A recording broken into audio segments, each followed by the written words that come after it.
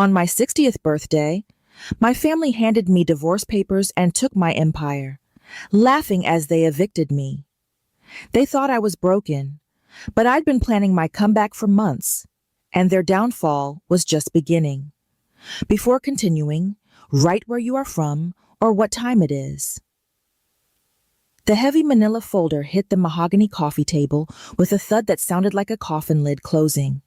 I looked down at the gold-embossed wedding band on my finger, then back at the three people who shared my DNA and my last name. They weren't singing happy birthday. My husband Elijah stood at the apex of a triangle, flanked by our son Nathan and our daughter Sophia. They weren't holding a cake. They were holding phones, the lenses aimed at my face like tiny glass eyes.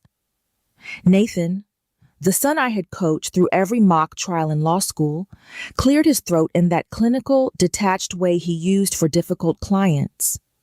"Mom, we need to discuss some changes to the family structure and business arrangements," Nathan said. His voice was steady, but his eyes were fixed on a point 3 inches above my head. "What we are presenting today is the result of careful consideration and legal consultation." Elijah stepped forward, his hands trembling slightly as he spread the papers across the table. I recognized the pen in his hand. It was the expensive Mont Blanc I had given him when we landed our first major municipal contract 20 years ago. The silver nib glinted in the morning sun as he pushed the first document toward me. The bold lettering at the top didn't say happy birthday. It said dissolution of marriage. "We have grown apart, Abigail," Elijah said. His voice carried an odd formality, like he was reading from a script he hadn't quite memorized. "You know we have. This is best for everyone. A chance for new chapters." I didn't scream. I didn't cry. I felt a strange, cold clarity settle over me. The same focus I used when a job site was collapsing or a vendor was trying to double bill us. I looked at Sophia. She was leaning against the hallway wall, her heels clicking a nervous rhythm on the hardwood. She had already moved my things to the garage, she told me, her voice carrying a cruelty that felt rehearsed. She said she had sorted and labeled the stuff that was actually mine, implying that the rest, the house I designed, the business I built, the life I maintained, belonged to them. I picked up the pen. It felt heavy. Final. Nathan shifted his position, ensuring his phone captured every stroke of the ink. Sophia zoomed in with hers. They wanted a scene. They wanted me to beg, to rage, to prove the mental instability they had probably already documented in some secret file. Instead, I let my signature flow across the first yellow tab with practiced ease. Then the second. Then the third. I signed away the house where I had cleaned scraped knees and hosted 1,000 family dinners. I signed away the construction company I had started with a single truck and a mountain of debt, while Elijah was still deciding what he wanted to be when he grew up. "Thank you," I said softly, rising from the kitchen chair they had brought in specifically for this ritual. "This makes everything so much simpler." I walked past them without a second glance. I didn't look at the photos on the wall. I didn't look at the flower beds I had planted last spring. I walked straight to my old Honda, the one car Elijah had always hated because it didn't fit the image of a successful CEO, and threw my 2 small suitcases into the trunk. The engine turned over on the third try, a familiar, stubborn growl. As I backed out of the driveway, I saw Mrs. Henderson from across the street, pretending to water her petunias, her eyes wide as she watched the neighborhood's scandal of the decade unfold. I drove 12 miles to an extended stay hotel on the edge of the industrial district. The room smelled of lemon bleach and old carpets, but the lock on the door was solid. I sat on the edge of the bed and pulled my phone from my purse. I switched it to airplane mode, then popped the SIM card out entirely. They expected me to call, They expected me to beg for an explanation or a larger settlement. They had no idea that while they were planning my birthday ambush, I had been listening through the heating vent for 6 months. I spread my own notebook across the floral bedspread. I had mentally photographed every page of the documents they forced me to sign. Nathan's legal language was arrogant. He had buried clauses in subsections, assuming I would sign without reading because I always trusted my family. One clause specifically tried to prevent me from working in construction within a 500-mile radius. It was completely unenforceable under state law, a rookie mistake from a son who thought he was smarter than the woman who paid his tuition. I reached into the hidden lining of my suitcase and pulled out a burner phone I had purchased 3 weeks ago. I had 3 numbers saved. The first was Margaret Winters, a forensic accountant who could find a hidden dollar in a haystack. The second was James Ashford, a high-powered corporate attorney who owed me a life-changing favor. The third was a name that made my heart race every time I saw it. Detective Riley Morrison. I hit dial on Margaret's number first. She answered on the second ring, her voice sharp and professional even at midnight.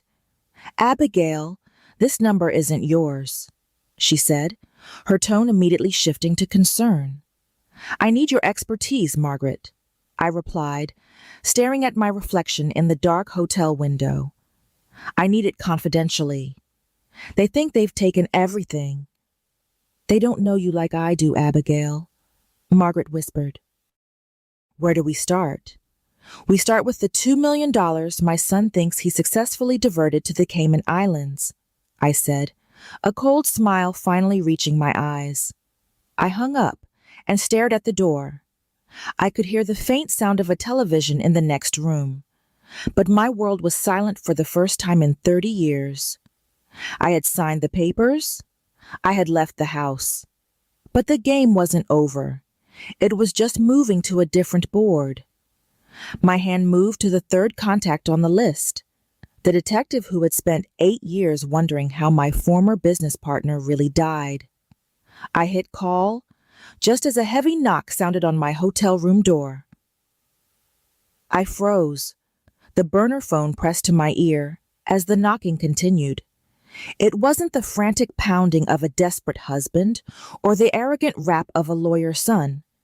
It was soft, persistent, and carried a rhythm I hadn't heard in years. I crept to the door and looked through the peephole.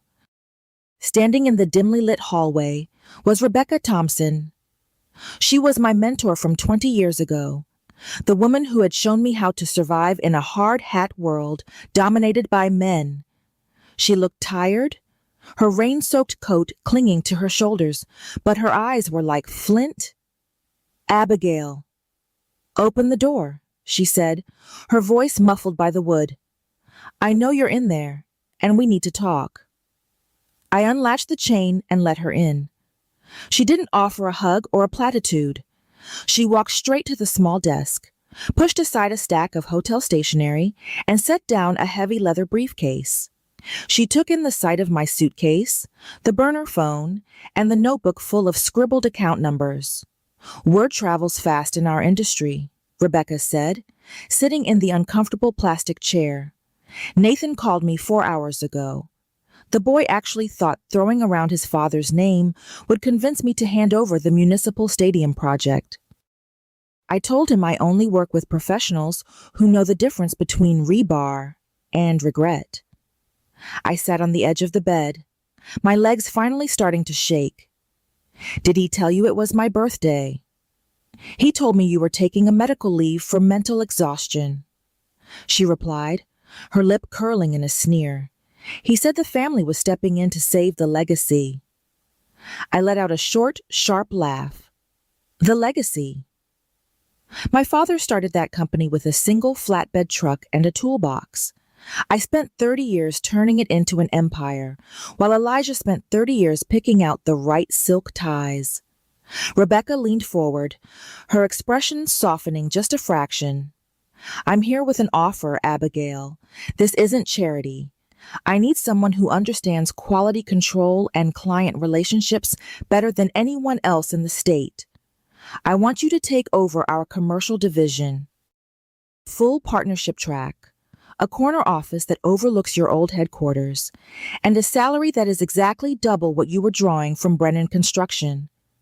I looked at her, stunned, but I signed a non-compete, Rebecca. Nathan made sure of it. Rebecca pulled a folder from her briefcase and slid it across the desk.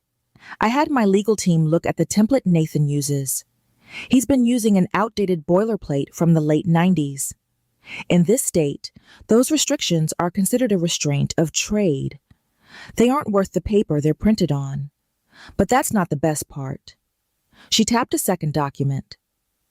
Michael Anderson called me 10 minutes after he heard the news. He's the developer for the Riverside project. He told me that if you aren't the lead on his site, he's invoking the character clause and pulling the $40 million contract from your husband. He wants to move it to us. The weight in my chest lifted just enough for me to breathe. Michael Anderson was our biggest client. Without his contracts, the company would be underwater within 6 months. I looked at the notebook on the bed, at the names of the suppliers and foremen who had been with me since the beginning. I'll take the job, I said, my voice gaining strength. But I need one more thing. I need your warehouse manager, Carlos, to be part of the deal. He's already waiting for your call. Rebecca smiled. As soon as she left, I turned my attention back to the burner phone. Detective Morrison had missed my call, but a text was waiting. It was a simple address for a coffee shop on the outskirts of town and a time, 6 a.m. I didn't sleep. I spent the night mapping out the discrepancies I had noticed over the last year. The vanished pallets of premium oak, the redirected marble shipments, the security cameras that always seemed to malfunction when Nathan was doing the late-night inventory. At dawn, I met Morrison in a corner booth that smelled of burnt beans and old grease. He didn't look like a detective. He looked like a man who spent too much time in windowless rooms. He pushed a file toward me without saying a word. Robert Lawson's death was ruled a heart attack 8 years ago, Morrison said, his voice low, but I never liked the timeline. He passed a physical 30 days before his heart stopped. His widow, Patricia, inherited his shares in your largest competitor and sold them for triple their value 6 months later. I felt a chill run down my spine. Patricia Lawson, the woman Elijah had been meeting with every Tuesday and Thursday morning for the last 18 months. The woman Sophia had described as a family friend who was helping with the transition. Morrison leaned in closer. We recovered deleted messages from a phone Patricia thought she'd destroyed. She and your husband weren't just discussing a merger, Abigail. They were discussing a timeline. They called you the obstacle. My hand went to my throat. I remembered the tea Elijah had made for me every night for the last 2 weeks. The slightly bitter aftertaste I had dismissed as a new blend. The way my heart would race for no reason in the middle of the night. Patricia has a pattern, Morrison continued. 2 husbands, both dead of heart attacks within 5 years of each other. Both had increased their life insurance policies 6 months before they died. Your husband increased his policy last month. $2 million. You are the primary beneficiary for now. But as soon as that divorce is finalized, he can change it to Patricia. So she's not just taking my business, I whispered. She's taking my place in the line of fire. Morrison nodded grimly. Elijah thinks he's the predator, but he's just the next meal. The question is, Abigail, do you want to stop her? Or do you want to watch the house burn down? I looked out the window at the rising sun. I thought about my children laughing as I signed those papers. I thought about Elijah's rehearsed speech and the blue dress he had asked me to wear for my birthday execution. I want to be the one who strikes the match, I said. Morrison handed me a small digital recorder. Then go to your office, collect your things, act like the defeated wife. But keep this in your pocket. because today is the day they start liquidating the assets, and they're going to do it right in front of you. I walked out of the coffee shop and drove toward the headquarters I had built. I didn't feel like a victim anymore. I felt like a storm. I pulled into the parking lot and saw a moving truck parked at the front door. Sophia was there, directing two men as they carried my favorite ergonomic chair out of the building. She didn't even look up as I approached. "You forgot your plants, Mom," she said, her voice dripping with boredom. "They're in the alley by the dumpsters." I didn't answer. I walked past her, my hand gripping the recorder in my pocket, and headed straight for Elijah's office. I could hear his laugh through the door, that high, nervous sound he made when he thought he was winning. The door to the executive suite was propped open with a stack of blueprints I had spent 3 months perfecting. I stepped inside, the thick carpet silencing my footsteps. Elijah was sitting behind the desk my father had built, his feet propped up on the mahogany surface. Patricia Lawson was standing by the window, her back to me, sipping coffee from my favorite mug, the one with the hairline crack Nathan had given me years ago. "It was almost too easy," Elijah was saying. "She signed every single tab. Didn't even ask for a lawyer." I almost felt sorry for her, seeing her in that blue dress, looking like a ghost of the woman I married. Patricia turned, her eyes sharp and cold as a winter lake. "Don't get sentimental, Elijah. It's a weakness you can't afford. Once the IRS audit hits the construction site next month, we need her name to be the only one on the older contracts. Nathan has already restructured the digital signatures. On paper, she's the one who authorized the substandard lumber for the Anderson project." I felt the blood drain from my face. They weren't just stealing the company. They were setting me up for criminal negligence. The Anderson project involved a high-rise residential complex. If the materials failed, people could die, and my signature, or a digital ghost of it, would be on the approval forms. I tapped the recorder in my pocket once to make sure it was running. I stepped into the room, making sure my heels clicked loudly on the floor. Elijah jumped, his feet slamming down onto the carpet. Patricia didn't flinch. She just raised an eyebrow and took another sip of her coffee. "Abigail," Elijah stammered, his face flushing a deep, guilty red. "I thought you were at the hotel. We're organizing some things." I ignored him and walked straight to the bookshelf. I reached for the small bronze eagle my father had won for a safety award in 1984. My hand was steady, though my heart was hammering against my ribs. "I came for my father's things," I said, my voice sounding strangely calm. "The things you didn't manage to throw in the garage." Sophia appeared in the doorway, her arms crossed over her chest. "You're trespassing, Mom." Nathan said the eviction notice covered the office space too. "You don't own a single brick in this building anymore." I turned to look at my daughter, the girl I had stayed up with through every fever, the woman whose gallery I had funded with my own private savings. "You have your father's eyes, Sophia. It's a shame you didn't inherit his conscience. But then again, he doesn't seem to have much use for one lately." Elijah stood up, trying to regain his composure. "Now, Abigail, let's not make a scene. We've provided for you. You have the Honda. You have your personal belongings.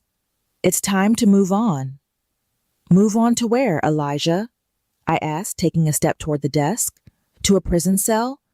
I heard Patricia mention the Anderson project. I know about the lumber. I know about the redirected funds." The room went deathly silent. Patricia set the mug down on the desk with a sharp click. Her eyes narrowed, and for the first time, I saw the predator Morrison had described. "You've always been too smart for your own good, Abigail," Patricia said. "But being smart doesn't matter when you don't have leverage. We have the documents. We have the signatures. And we have the support of your children. Who is a judge going to believe? A bitter, discarded wife, or a respected businessman and his lawyer's son? I smiled then, a slow, genuine smile that seemed to unnerve them more than any scream could have. That's the beauty of it, Patricia. You think you've won because you have the papers. But I have 30 years of relationships. I have the trust of every foreman, every supplier, and every client you're currently trying to poach. I turned and walked out of the office, ignoring Elijah's calls for me to wait. I headed straight for the warehouse. Carlos was waiting by the inventory gate, his face a mask of worry. He held a small thumb drive in his hand like it was a live grenade. "I got it, Mrs. B," he whispered as I approached.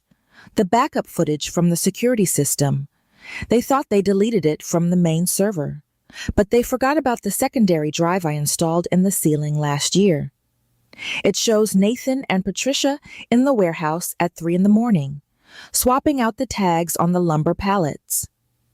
"Good," I said, taking the drive and tucking it into my purse. "Now, Carlos, I have a message for the crew. Thompson Construction is hiring. Higher pay, better benefits, and a boss who won't ask them to lie to a building inspector." Carlos grinned for the first time in weeks. "They're already packing their toolboxes, ma'am." I walked to my Honda, the weight of the recorder and the thumb drive feeling like a shield. As I pulled out of the lot, I saw a black Mercedes pull in. A man with a thick neck and a sharp suit got out. The same man I had seen in Patricia's passenger seat at the supermarket. He looked at my car, then at the building, his eyes tracking the perimeter like he was scouting a target. My phone buzzed. It was a message from an unknown number.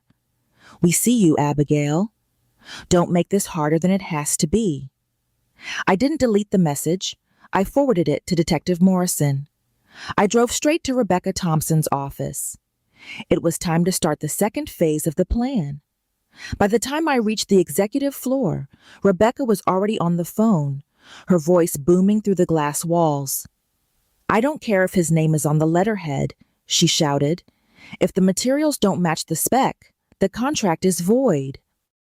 She hung up and looked at me, a fierce light in her eyes. "Michael Anderson just got the first shipment of lumber at the Riverside site. It's grade 3 pine, marked as premium oak. He's livid, Abigail. He wants to know why your son is trying to kill his project." I sat down and opened my laptop. "Because my son thinks a law degree makes him an engineer. And because Patricia Lawson needs to liquidate the assets before the company collapses under the weight of her greed." I spent the next 4 hours with Rebecca, mapping out a series of strategic blows. We didn't just want to save the contracts. We wanted to trigger a cascade of failures that would force Elijah and Nathan into the light. We sent out a formal notice to every major client, informing them that I was now a partner at Thompson Construction and that we were offering a free safety audit for any projects currently managed by Brennan Construction. By 2 p.m., my phone was a symphony of missed calls. Elijah, Nathan, even Sophia. I ignored them all. I was waiting for one specific call. It came at 3:15. "Abigail." It was Michael Anderson. His voice was shaking with rage. I just had the site inspector look at the foundation pour for the downtown annex. They used a cheap aggregate mix. The whole thing has to be ripped out. That's $400,000 down the drain. Nathan is telling me it's a clerical error on your old files. I leaned back in my chair, looking at the city skyline. "It's not an error, Michael. It's a crime. And I have the footage to prove it." "I'm coming to your office," Michael said, "and I'm bringing my personal attorney. We're pulling every contract, Abigail, all $80 million worth." I hung up and looked at Rebecca. She was holding 2 glasses of iced tea. She handed me one, her expression grim. "The first brick has fallen," she said. "The news broke on the local evening broadcast. A report about safety violations at the Riverside site. featuring a blurry image of Nathan being escorted off the property by security. I sat in my new office, watching the screen as the bronze letters spelling Brennan were reflected in the glass. But then, the screen flickered to a breaking news alert. A fire had broken out at the Brennan construction warehouse. My heart stopped. Carlos was still there doing a final inventory. I grabbed my keys and ran for the door. As I reached the elevator, my phone buzzed with a video message from an unknown number. It showed the interior of the warehouse, smoke curling around the pallets of lumber. And in the center of the frame, tied to a support beam, was Carlos. Behind him, I could see a man holding a lighter. It was the thick-necked man from Patricia's car. 1 hour, Abigail, a distorted voice said. Bring the drive to the warehouse, or the evidence isn't the only thing that burns. I drove like a woman possessed, the old Honda's engine screaming as I tore through the industrial district. The night sky was orange, a pillar of fire rising from the location of my father's warehouse. My hands were white on the steering wheel, my mind a blur of terror and cold, calculated rage. They hadn't just targeted my life. They were going to kill a loyal man to cover their tracks. I didn't call the police. Not yet. I knew if sirens approached, the man in the video would vanish, and Carlos would be left in the inferno. I reached the warehouse gates and saw the black Mercedes parked in the shadows. The fire was contained to the south loading dock, but thick, oily smoke was billowing from the main doors. I stepped out of the car, the thumb drive held high in my right hand. I didn't hide. I walked straight into the light of the flames. I'm here, I shouted, my voice cracking from the heat. I have the drive. Let him go. The man with the thick neck stepped out of the smoke, a heavy industrial flashlight in his hand. He didn't look worried. He looked like he was finishing a chore. He gestured with the light toward the interior of the building. Inside, Abigail. Let's do this where it's private. I followed him, the air growing thick and hot. My lungs burned with every breath. In the center of the warehouse, under the flickering emergency lights, I saw Carlos. He was slumped against the beam, his eyes wide with panic behind the duct tape over his mouth. The man shoved me toward him. Give it to me, he grunted, reaching for the drive. I pulled it back, my eyes fixed on the shadows behind him. I know who sent you. I know about Patricia. I know about the heart attacks. You're not just a hired hand. You're the one who cleans up her messes. The man chuckled, a dry rasping sound. You're smarter than the others. I'll give you that. But smart doesn't stop a fire. Give me the drive, and maybe I'll let you both walk out before the roof comes down. I didn't give him the drive. I dropped it into a bucket of wet cement, sitting by the support beam. The man roared and lunged at me, his heavy hand swinging toward my face. I ducked, the adrenaline turning the world into slow motion. I grabbed a heavy iron pry bar from a nearby workbench and swung it with every ounce of strength I had left. It connected with his ribs with a sickening crunch. He went down, gasping for air. I didn't wait. I ran to Carlos, the pry bar slicing through the ropes around his wrists. Run! I hissed, pulling the tape from his mouth. Get to the north exit. Mrs. B, the drive. Carlos gasped, coughing on the smoke. It's a decoy, I whispered, pulling a second identical drive from my pocket. This is the real one. Now move. We sprinted through the maze of shelving as the fire reached the fuel storage. A massive explosion rocked the building, throwing us both to the floor. Debris rained down around us, shards of glass, burning wood, and the twisted metal of the shelving I had purchased 20 years ago. I scrambled to my feet, dragging Carlos toward the small service door.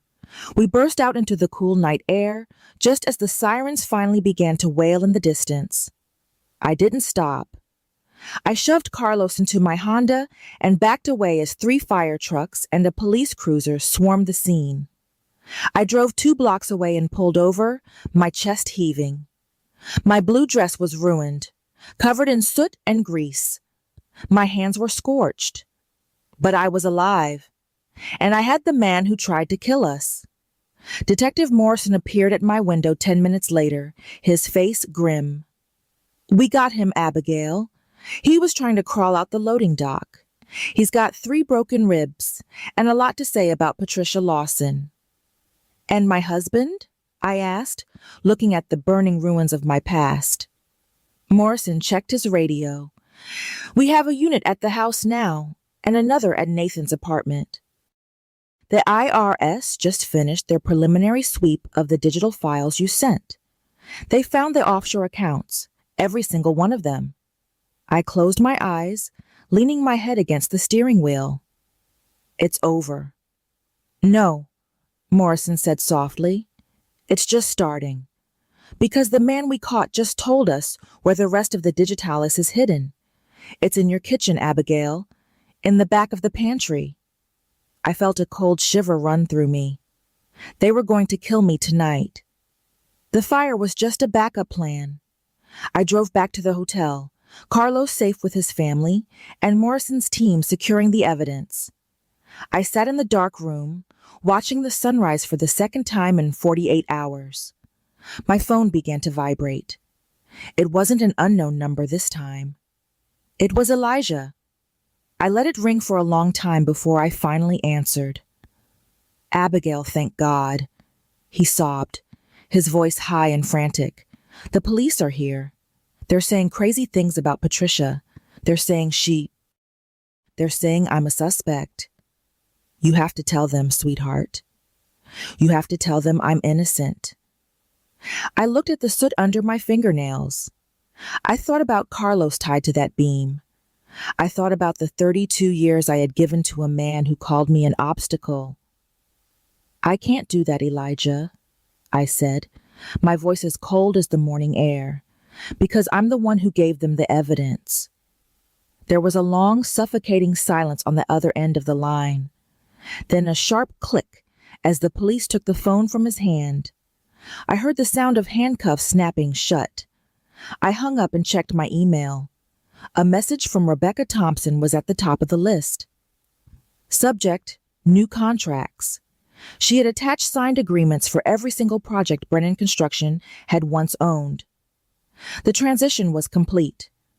I was about to set the phone down when a new text arrived. It was from Sophia. "Mom, please." They took the gallery. I have nowhere to go. I didn't know about the fire. I swear I didn't know. I looked at the message, my thumb hovering over the delete button. Then I looked at the photograph on the nightstand, the one I had taken from the house. It was a picture of Sophia at her graduation, leaning against my shoulder, her face full of a light that was now gone. I didn't reply. I blocked the number. I spent the rest of the morning at the police station, giving a formal statement that lasted 4 hours. I watched through the two-way glass as Nathan sat in an interrogation room, his lawyer suit rumpled, his face pale as he realized that no amount of legal maneuvering could save him from the federal charges piling up. By noon, the story was on every news outlet in the state. The fall of the Brennan Empire, the arrests, the attempted murder. I walked out of the station and found Margaret Winters waiting for me. She had a box of files under one arm and a determined look on her face. "We found the rest of it, Abigail," Margaret said, letting me toward her car. The art gallery wasn't just funded by stolen equipment. It was a money laundering front for Patricia's construction supply business. Sophia wasn't just a bystander. She was the one signing the fake invoices. I felt a fresh wave of grief, but I pushed it down. My daughter was a criminal. My son was a traitor. My husband was a murderer. "Where is Patricia?" I asked. "Morrison says she's vanished," Margaret replied. "She cleared out her penthouse an hour before the police arrived." "She's gone, Abigail." I looked at the city, the towers I had helped build shining in the midday sun. "She's not gone," I said. "She's just waiting for the next opportunity." But she forgot one thing. "What's that?" She left me with nothing to lose, I said. And that makes me the most dangerous person she's ever met. The weeks that followed were a blur of legal depositions, site inspections, and the grueling work of rebuilding my professional life. I moved out of the extended stay hotel and into a small, light-filled apartment downtown. It was half the size of the mansion, but every square inch belonged to me. I bought a new bed, new towels, and a dining table that only seated 4. I didn't want any ghosts at my dinner table. Rebecca and I were a formidable team. We stabilized the Anderson project, replaced the substandard lumber, and secured a dozen more contracts from developers who were fleeing the sinking ship of Brennan Construction. I was no longer the woman in the blue dress. I was the partner who saved the industry from a catastrophic collapse. But the silence from Patricia Lawson was a constant weight in the back of my mind. She had been declared a fugitive, her assets frozen, her name a stain on the city. Yet, no one could find her. Detective Morrison had teams checking the border, the airports, and every known associate, but she had vanished like smoke. Elijah's trial was scheduled for the fall. He had been denied bail, a flight risk with too many offshore connections. Nathan was cooperating with the feds, trying to trade his testimony against Patricia for a reduced sentence. Sophia was under house arrest, her gallery seized, and her reputation destroyed. I visited the old house once. It was wrapped in yellow police tape, the lawn overgrown, the windows dark. It looked like a tomb. I stood at the edge of the driveway, looking at the flower beds I had planted. A single weed had grown over the petunias, its roots deep and stubborn. I realized then that I didn't feel any satisfaction. I just felt a profound sense of peace. My phone buzzed as I turned to leave. It was an email from a private investigator I had hired to track Patricia's movements before the fire. Found something. The message read, "Check the storage unit on 4th and Vine." I drove to the industrial district, the part of town that never slept. The storage facility was a maze of corrugated metal and flickering fluorescent lights. I met the investigator, a woman named Sarah with a sharp eye and a no-nonsense attitude, at Unit 402. It's registered under a shell company called Lawson Heritage, Sarah said, sliding the heavy metal door upward. The unit was packed with crates. I pried one open and found stacks of architectural drawings. My drawings. The ones for the new city library project, a contract we had been pursuing for 3 years. But as I flipped through them, I saw something else. Hidden between the blueprints were medical files. Dozens of them. They weren't Patricia's. They belonged to a series of elderly men in 3 different states. All of them had died of heart attacks. All of them had named a young, charming assistant as their primary beneficiary. "She's been doing this for 20 years, I whispered, my hand shaking as I held a file from 2006. She doesn't just marry them. She targets the ones who have no heirs, no family to ask questions. But your husband was different," Sarah noted. "He had you. He had children. Why break her own rule?" I looked at the blueprints again, because she didn't just want his money. She wanted the Brennan name. She wanted the legitimacy of a 30-year-old firm to cover the tracks of her laundering operation. Elijah was her ticket into the big leagues. I pulled out a small black book from the bottom of the crate. It was a ledger, page after page of names, dates, and amounts. And at the very end, a list of names I recognized. The city council members who had approved our library contract. The building inspectors who had signed off on the Riverside project. The lawyers who had handled the divorce papers. She didn't just have a plan, I said, the realization hitting me like a physical blow. She had a network. This wasn't a family betrayal. It was a corporate coup. And my husband and children were just the useful idiots she used to open the door. I grabbed the ledger and the medical files. "We have to get this to Morrison," I told Sarah. "This is the evidence they need to pull her out of whatever hole she's hiding in." As we walked back to our cars, a black SUV pulled into the lot, blocking the exit. The doors opened, and 4 men in dark suits stepped out. They didn't look like police. They looked like the man from the warehouse. "Give us the book, Abigail," one of them said, his hand reaching into his jacket. "Patricia says you've interfered enough." I looked at Sarah. She was already reaching for her waist, her training kicking in. I looked at the ledger in my hand. "I don't think so," I said, my voice steady, "because I'm not the only one who knows what's in this book. I just sent a digital copy to every news outlet in the city." The men hesitated, their eyes darting to the phones in their hands. In that moment of doubt, the sound of sirens erupted from every direction. Detective Morrison hadn't been checking the borders. He'd been tracking my phone, waiting for me to lead him to the final piece of the puzzle. The SUV tried to reverse, but 3 police cruisers slammed into its path. The men were on the ground in seconds, their weapons seized, their bravado gone.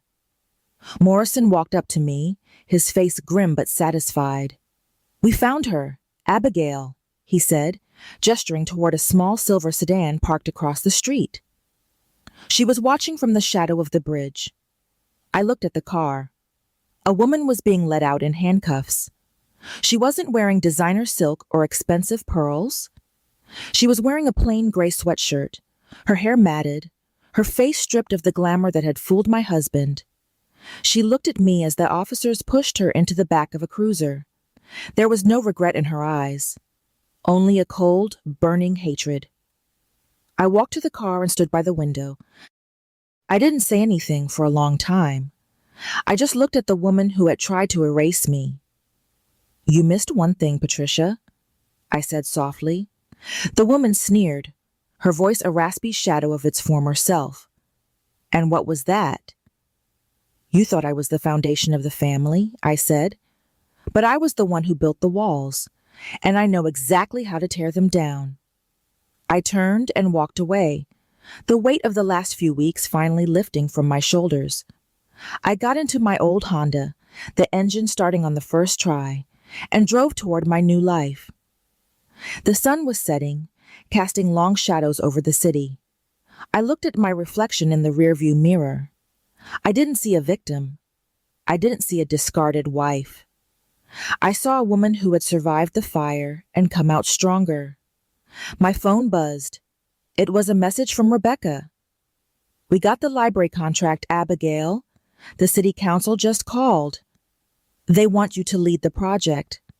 I smiled, a real genuine smile that reached my eyes. "I'll be there at 7 sharp," I replied.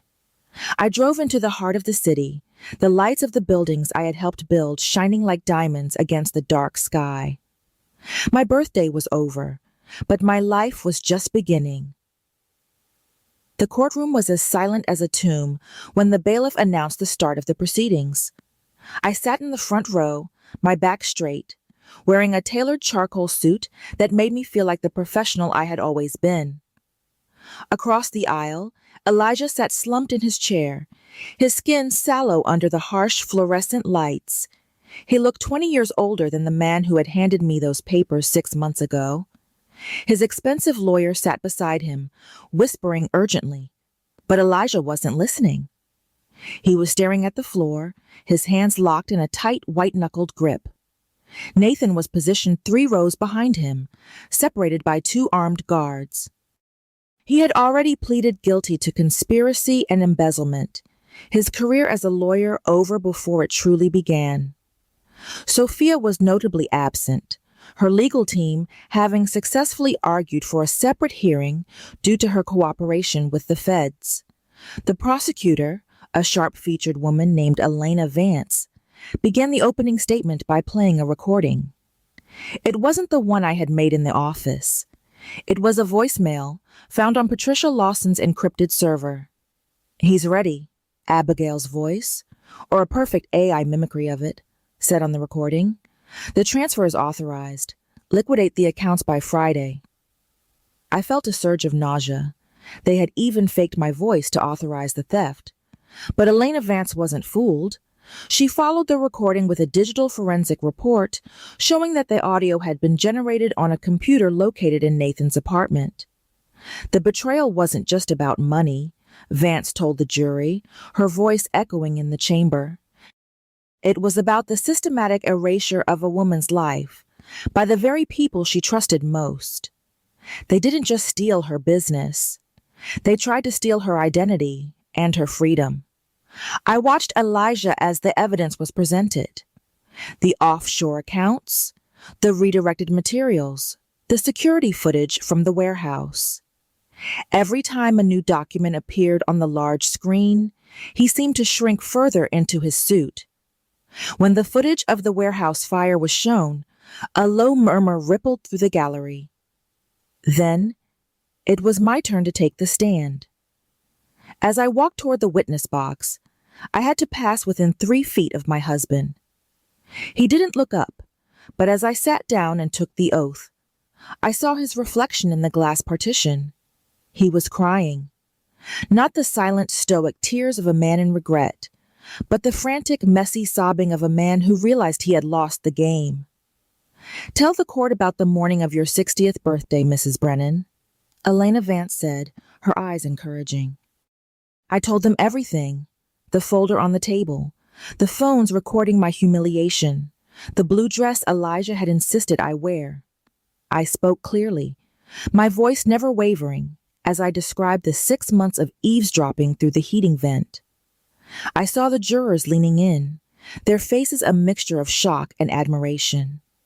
And why did you sign the documents, knowing they were a trap? Vance asked. Because I needed them to think they had won, I replied, looking directly at the jury. I needed them to move fast and make mistakes. I knew that as long as they thought I was broken, they would be reckless. And they were. The cross-examination by Elijah's lawyer was brief and desperate. He tried to paint me as a vengeful woman who had orchestrated the downfall of her own family. He tried to suggest that I had been the one pulling the strings all along, using my children as pawns in some elaborate scheme to take over the company. I looked at the lawyer, then at the judge. I didn't have to orchestrate anything, I said. I simply stepped back and let them show the world who they really were. The greed, the cruelty, the incompetence, that wasn't my creation. It was their choice. The trial lasted 2 weeks. On the final day, the jury returned with a verdict in less than 4 hours. Guilty on all counts: tax evasion, fraud, conspiracy to commit murder, and arson. As the judge read the sentence, 15 years in federal prison for Elijah, 8 for Nathan, the room erupted in a chaos of camera flashes and shouting reporters. I stood up and walked out of the courtroom, my heels clicking a steady, rhythmic beat on the marble floor. I didn't look back. Detective Morrison met me at the exit, a rare smile on his face. We got her, Abigail. Patricia Lawson was sentenced to life without parole in the neighboring state this morning.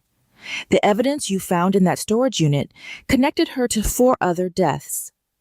She won't be hurting anyone ever again. And the children? I asked, pausing at the top of the stone steps. Nathan is going to a minimum security facility, Morrison said.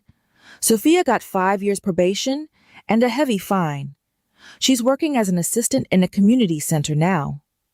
She's struggling. I looked out at the city, the afternoon sun casting long golden shadows over the buildings. I felt a pang of sadness for the children I had raised, but it was quickly replaced by a sense of finality. They had made their choices, and now they had to live with the consequences. I drove to the Thompson construction site for the new city library. It was the largest project in my career, a stunning glass and steel structure that would serve as the heart of the community for generations. I put on my white hard hat and walked onto the site, the smell of fresh concrete and sawdust greeting me like an old friend. Carlos was there, directing the crane as it lifted the first of the massive glass panels into place. He gave me a thumbs up, his face glowing with pride. We were back on schedule. We were building something beautiful. As the sun began to set, I stood on the top floor of the unfinished library, looking out at the skyline. I thought about the woman who had sat on that hotel bed 6 months ago with nothing but a burner phone and a notebook. I thought about the fire, the betrayal, and the long, hard road to justice. My phone buzzed with a message from Rebecca.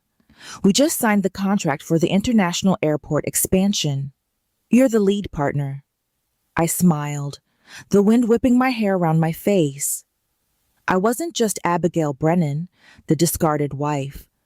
I was Abigail Brennan, the woman who built a legacy from the ashes of her own life. I looked down at my hands. The wedding band was gone, replaced by a simple gold ring I had bought for myself. I was 60 years old, and for the first time in my life, I was exactly where I was meant to be. I walked toward the elevator, the sound of the construction crew finishing their day echoing through the girders. Tomorrow would bring new challenges, new projects, and new opportunities. But tonight, I was going home to a quiet apartment, a good book, and a glass of wine. I had survived the storm, and the world was waiting. The first anniversary of my 60th birthday arrived without a manila folder or a camera lens in sight.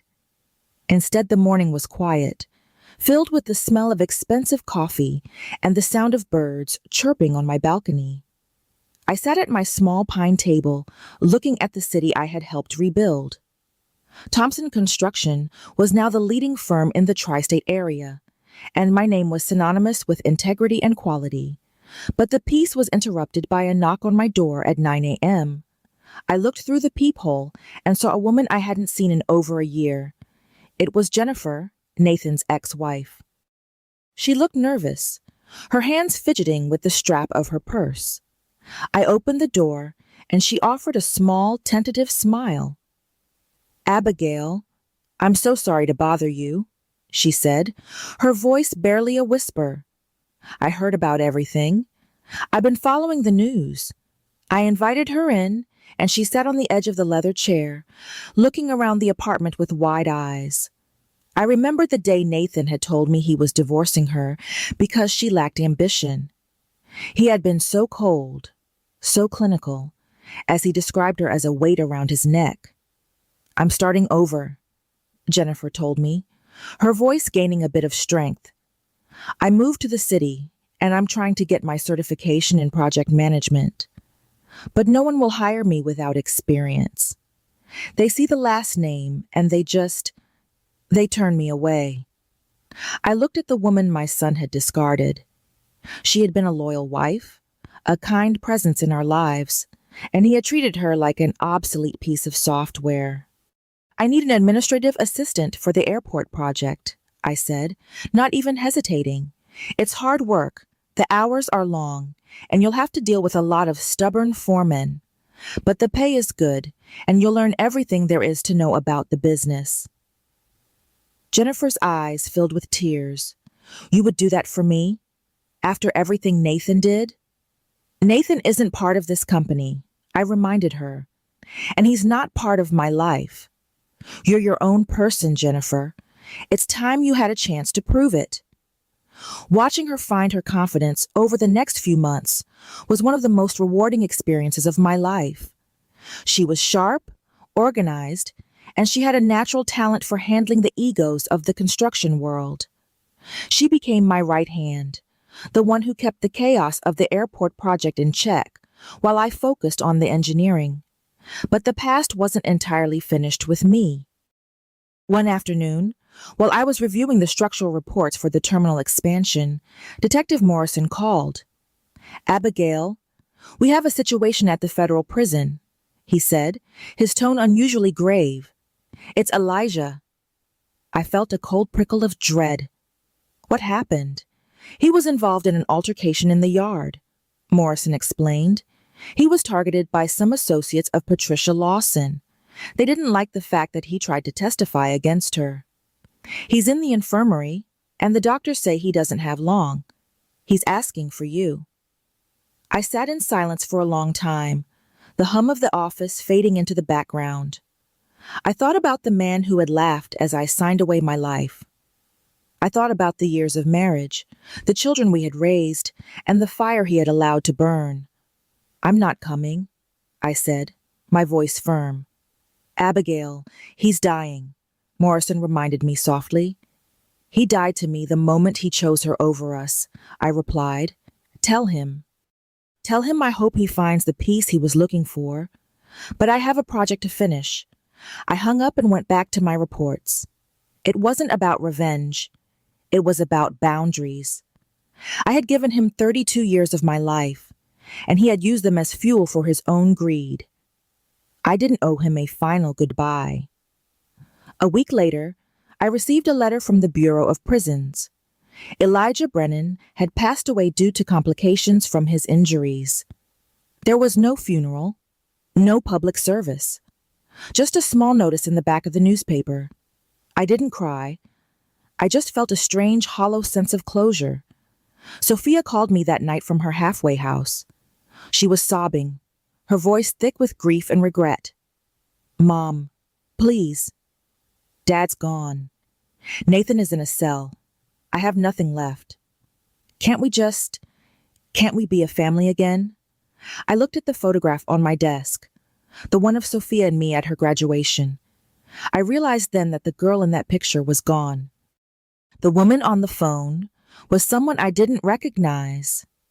We can't go back, Sophia, I said, my voice gentle but final. You made your choices. You helped them plan the ambush. You watched as they tried to destroy me. That's not what family does. But I'm your daughter, she shrieked. I know you are, I said, and that's why this hurts so much. But until you take responsibility for what you did, until you stop blaming Patricia and start looking at yourself, there's nothing for us to talk about. I hung up and walked to the window. The city was glowing, a sea of lights that seemed to stretch on forever.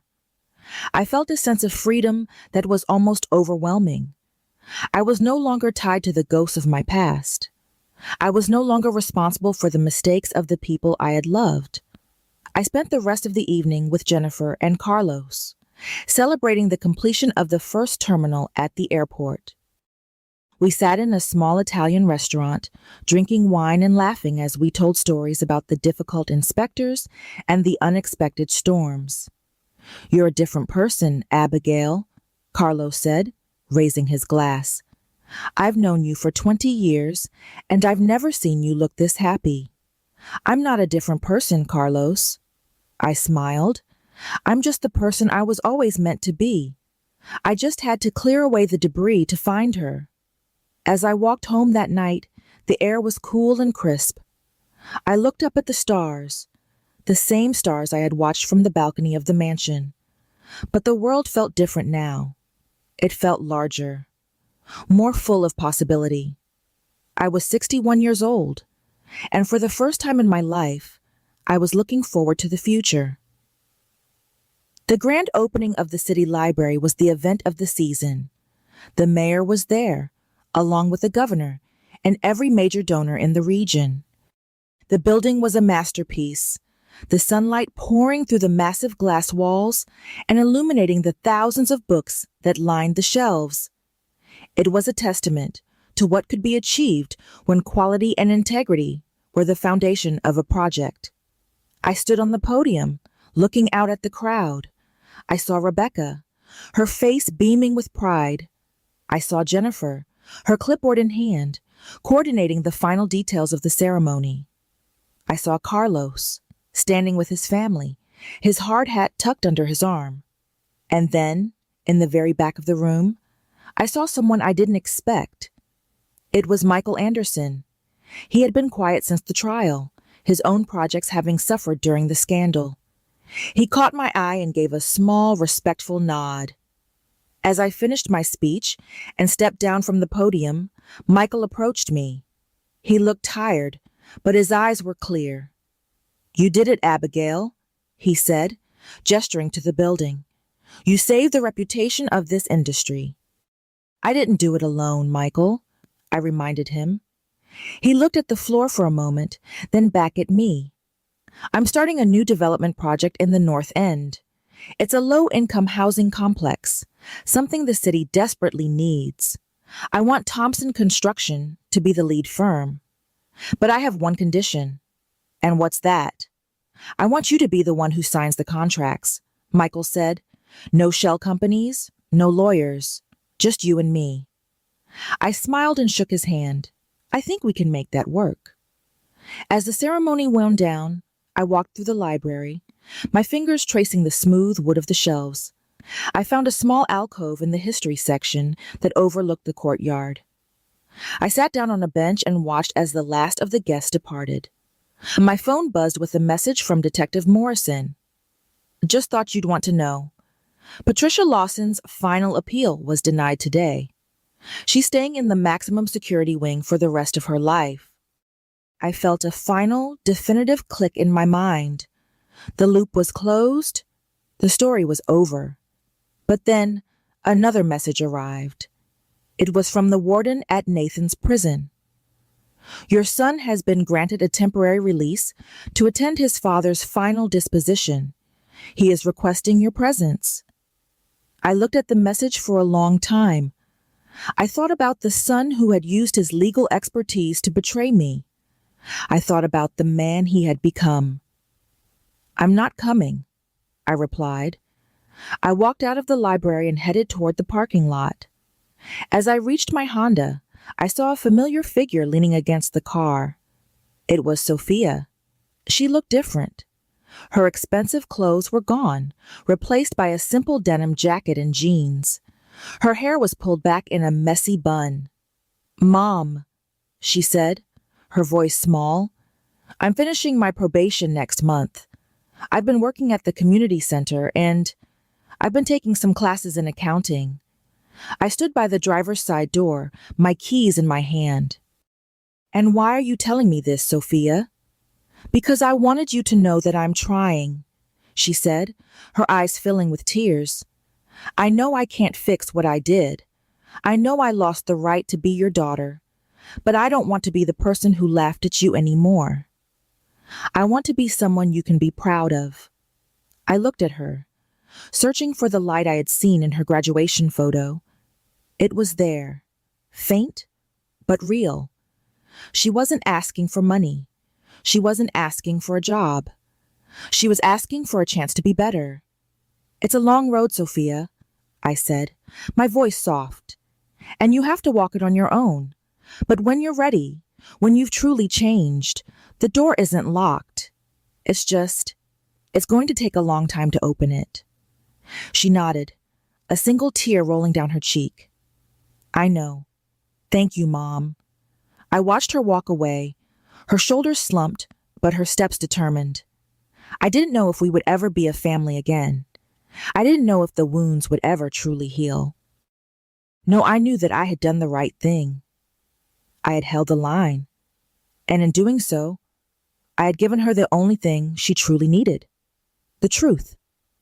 I got into my car and drove toward the airport project.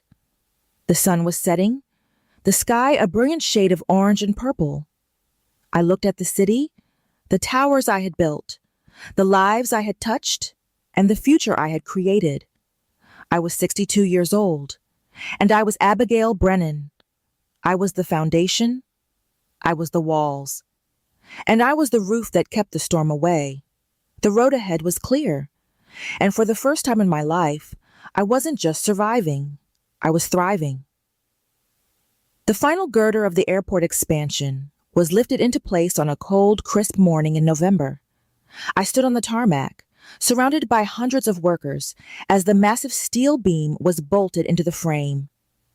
It was the crowning achievement of my career, a project that had redefined the skyline and the economy of the region. As the crew cheered, I felt a hand on my shoulder. It was Rebecca. She looked at the building, then at me, her eyes full of a deep, abiding respect. "We did it, partner," she said. "We did," I agreed.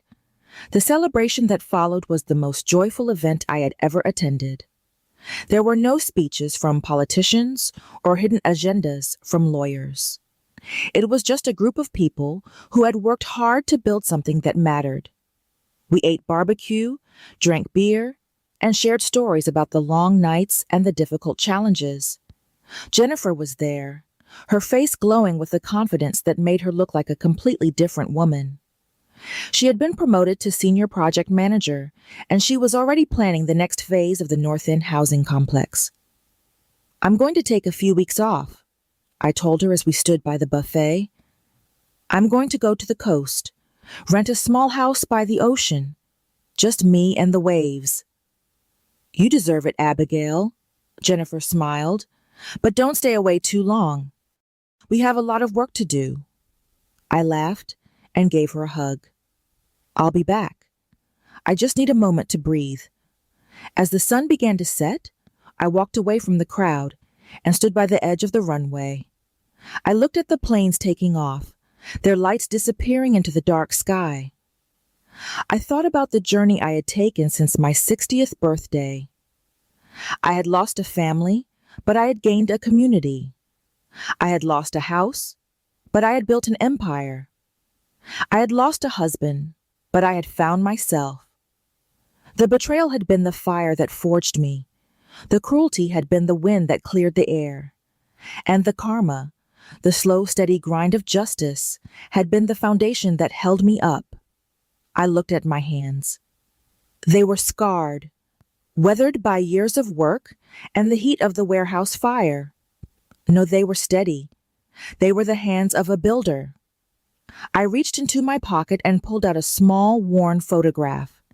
It was the one of the whole family at the mansion, taken just a few months before the ambush. I looked at the faces of the people I had loved. I didn't feel any anger. I didn't feel any bitterness. I just felt a profound sense of detachment. They were part of a story that was finished. I tore the photograph into small pieces and let them flutter away in the wind. I walked back to my Honda and drove toward the city. As I reached the bridge, I saw the new library glowing in the distance, a beacon of light in the darkness. I saw the towers of the housing complex rising in the north. I saw the lights of the airport shining behind me. I was 63 years old, and I was exactly where I was meant to be. I drove home to my quiet apartment, the city humming with a life that I had helped create. I sat on my balcony, a glass of wine in my hand, and watched as the stars came out. The story was over. The lesson was learned. And the future was waiting. I smiled, a real genuine smile that reached my eyes. "Happy birthday, Abigail," I whispered to the night air. I finished my wine, walked inside, and closed the door. The lock was solid, the foundation was firm, and the walls were strong. I was Abigail Brennan, and I was finally home. If this story resonated with you, leave a like and consider subscribing. You can also drop any comment below, even just one word. Maybe tell me where you're watching from, or what time it is right now. Sometimes one word is enough to say you were here.